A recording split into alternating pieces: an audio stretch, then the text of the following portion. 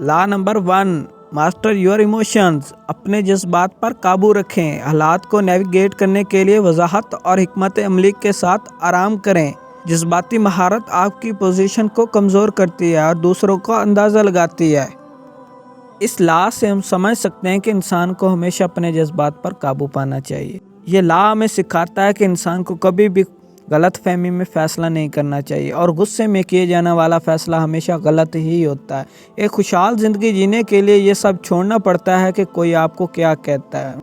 Law number 2، know your strength and weakness, اپنی مضبوطیوں اور کمزوریوں کو جانیں، اپنی صلاحیتوں اور حدود کو سمجھیں، اپنی مضبوطیوں کا فائدہ اٹھائیں اور اپنی کمزوریوں کو ضائع نہ ہونے دیں۔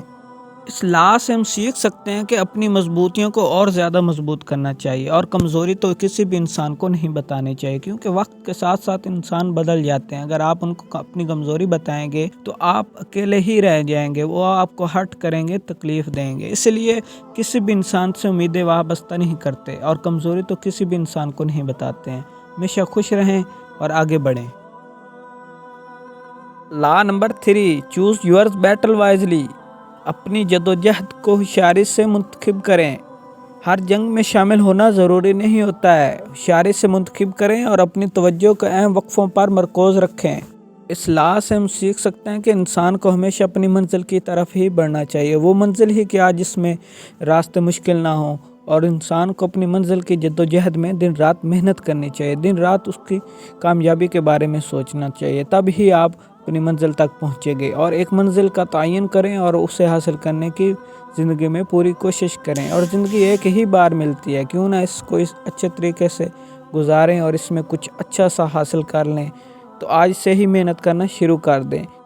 Law number 4، create cult of personality, شخصیت کا کلٹ بنائیں۔ اپنے ہولناک اور پراسرار چہرے کو بنانے کے لیے ایک محاصرے کا ماحول بنائیں۔ دوسروں کو متاثر کرنے کے لیے اعتماد اور مقصد کی گہرائی دکھائیں۔ اس لا سے ہم سیکھ سکتے ہیں کہ آپ کی شخصیت کا ایک نام ہو۔ آپ جانتے ہیں کہ اس دنیا میں کتنے بڑے بڑے انسان آئے، لیکن نام انہی کا زندہ ہے جنہوں نے محنت کی۔ قائد اعظم محمد علی جناح نے پاکستان کو بنایا اور ہمیشہ قیامت تک ان کا نام رہے گا۔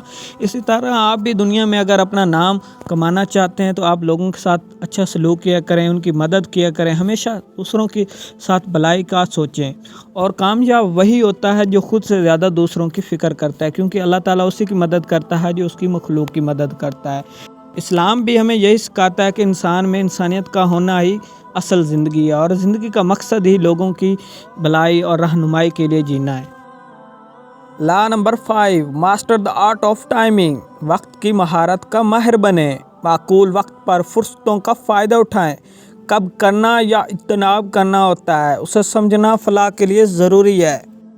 اس لا سے سیکھ سکتے ہیں کہ وقت ہی انسان کی زندگی ہے اور وقت ہی انسان کی پہچان ہے۔ اگر آپ وقت کو ضائع کر دیں گے تو آپ کو پھر یہ کبھی بھی واپس نہیں ملے گا۔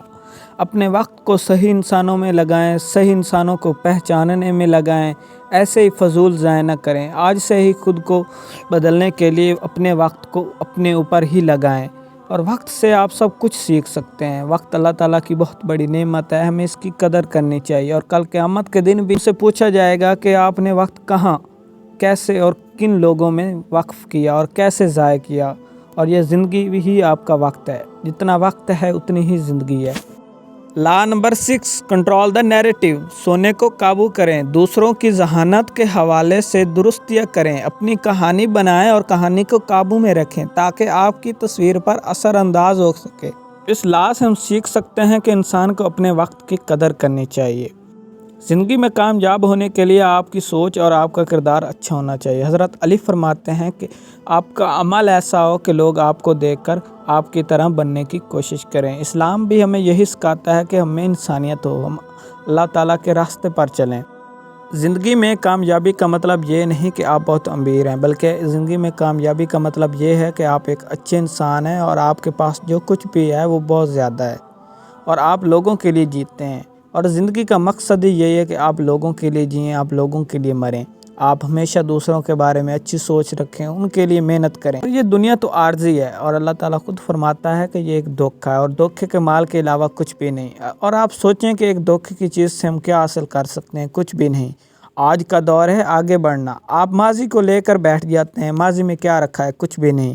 تو ماضی میں جو ہونا تھا وہ ہو گیا، اس سے آپ ایک سبق حاصل کریں اور آگے بڑھ جائیں۔ اور زندگی ہمیشہ آگے بڑھنے کا نام ہی ہے۔ زندگی میں بہت سارے انسان آتے ہیں جو آپ کو ہرٹ کرتے ہیں، تکلیف دیتے ہیں، لیکن آپ کو اپنے اللہ پر یقین رکھنا ہے، اور انسانوں سے امیدیں بالکل بھی وابستہ نہیں کرتے، اور یہی سچ ہے۔